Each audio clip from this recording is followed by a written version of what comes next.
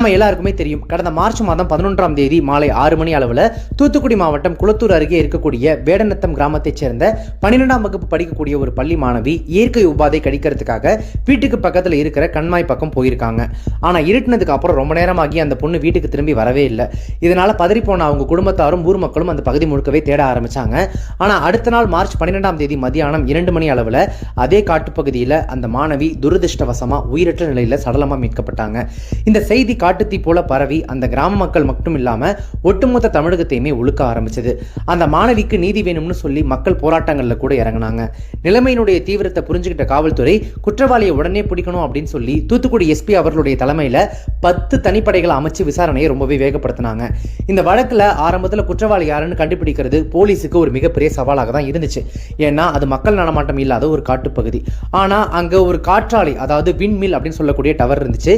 Police team யோசிச்சு அந்த காற்றாலை டவர்ல பொருத்தப்பட்டிருக்கக்கூடிய சிசிடிவி காட்சிகளை முழுசா ஆய்வு பண்ணாங்க. அப்பதான் ஒரு முக்கியமான க்ளூ கிடைச்சது. மார்ச் 10 மற்றும் 11ஆம் தேதிகளில் அந்த காட்டுப்பகுதி வழியா ஒரு நபர் பைக்ல சந்தேகத்துக்கு இடமா போயிட்டு வந்த காட்சி பதிவாகி இருந்துச்சு. உடனே போலீஸ் அந்த பைக்கினுடைய ரெஜிஸ்ட்ரேஷன் நம்பரை எடுத்து செக் பண்ணி பார்த்தப்போ அது ஒரு திருடப்பட்ட பைக் அப்படின்றது தெரிய வந்துச்சு.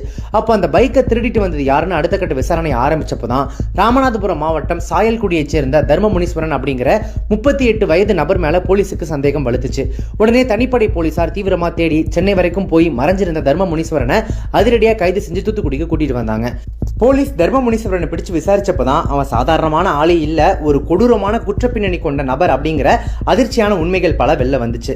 அவன் மேல ஏற்கனவே திருட்டு, கொலை முயற்சி உள்பட 20க்கும் மேற்பட்ட வழக்குகள் இருந்ததும் தெரிய வந்துச்சு.